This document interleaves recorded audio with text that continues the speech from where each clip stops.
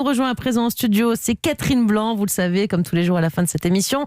Catherine Blanc qui est sexologue et psychanalyste à Paris. Et aujourd'hui, Catherine, on va tenter de répondre à la question d'Isabelle. Je vous la lis. Mon père, qui a 55 ans, souffre beaucoup car ma mère est en pleine ménopause et n'a plus de libido. Je le sais, car il lui fait souvent des remarques quand on fait des repas de famille, comme si c'était des blagues. Je vous avoue que c'est un peu gênant pour tout le monde, même si on a toujours parlé librement de sexualité dans la famille.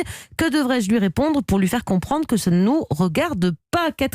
Pour commencer, pourquoi certaines personnes sont plus à l'aise comme ça pour parler, pour dévoiler leur vie intime devant les autres? Alors certes, ils disent que c'est une famille où on parle ouvertement de ces sujets-là, mais là, ça peut mettre mal à l'aise tout le monde quand même. Oui, alors d'abord, il y a des gens qui mettent la sexualité du côté de l'interdit absolu, donc ils n'en parlent jamais. Je parle de parler de la sexualité en général.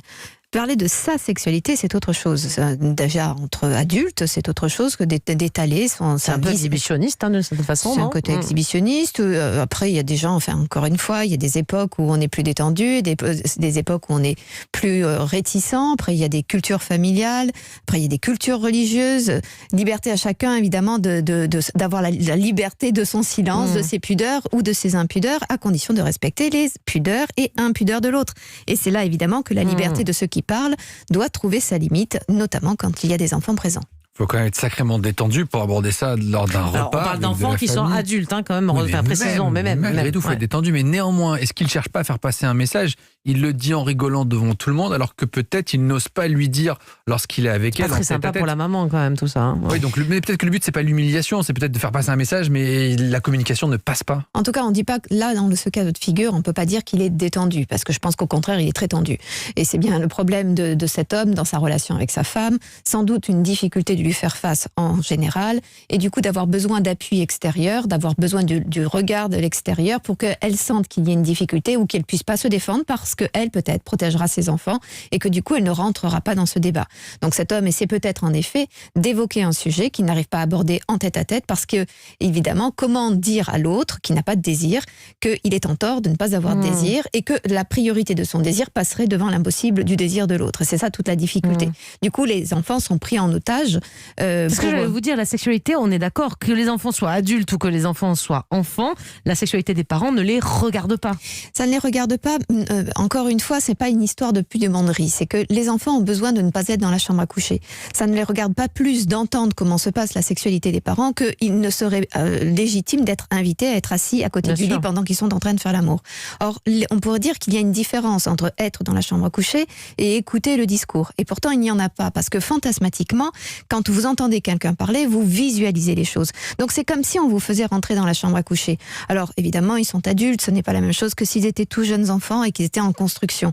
Mais évidemment, être là avec, notamment, c'est une femme qui nous parle, donc avec sa féminité, c'est possible peut-être, et de sentir que elle est en compétence de faire l'amour avec son partenaire, le cas échéant, quand sa mère n'est plus en compétence, ça la met dans une position aussi de se sentir supérieure à sa mère et coupable potentiellement de l'être. Donc à ce titre, ça n'est pas bien. C'est pas sain. Ça n'est pas sain, ça n'est pas bien de mettre les enfants dans une situation comme cela où elle devrait ou défendre sa mère, ou à terme faire comme sa mère, ou au contraire abonder dans le sens de son père. Enfin, c'est très compliqué et ça vient nuire à sa propre sexualité. Donc je crois que cet homme, d'ailleurs elle dit, mon père souffre beaucoup. Là aussi c'est une erreur. Cet homme souffre de ne pas pouvoir avant tout s'exprimer et partager avec sa femme, plus qu'il ne souffre sexuellement. On ne souffre pas sexuellement, on est dans un désir qui est frustré et on a tous à réfléchir la frustration.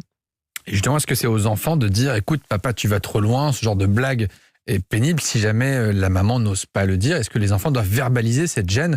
Oui, surtout qu'ils sont adultes. Bah oui. Surtout qu'ils sont adultes en disant, écoute papa, tu nous barbes. Tu lui permets, après tout, ils peuvent se permettre aussi. Exactement, ouais. Papa, tu nous barbes, ça ne nous intéresse pas. Tu es mignon de ne pas exposer ta sexualité et ta sexualité avec maman. Maman, je dis à papa que ça ne nous intéresse pas. Je crois qu'il faut pouvoir le dire. On ne peut rien faire. Être là, public de quelque chose sur lequel on ne peut rien, n'a aucun intérêt. Je crois, papa, que maman et toi, vous avez à parler et peut-être aller parler avec un tiers. Mais certainement pas nous. Mais elle lui dit, vous pensez le moment où il refera une blague dans un repas, ou est-ce que ça vaut le coup aussi de lui parler seul à seul, lui dire écoute papa, ça nous met mal à l'aise à chaque fois que tu fais ça. Enfin, qu'est-ce que vous lui conseillez? Moi, je crois qu'il ne faut pas attendre la prochaine blague, puisque c'est une blague de trop, de toute façon. Donc, je crois qu'il faut pouvoir, si on s'en sent le courage, parce qu'évidemment, les enfants se sentent en porte-à-faux, ils se sentent en difficulté, ils ne veulent pas étiqueter les parents, les pointer. C'est pas évident de dire ça à son père aussi. Non, ça n'est pas évident. Donc, je crois que quand même, si on le peut, on le dit en dehors, en disant papa, je te prierai à partir de maintenant d'arrêter parce que ça me fait du mal, ça me blesse. Sinon, on attend la prochaine blague en disant bon, c'est que ça commence à être très très lourd. Pourquoi vous n'iriez pas voir quelqu'un? Merci beaucoup Catherine pour tous ces conseils. On vous retrouve bien sûr demain.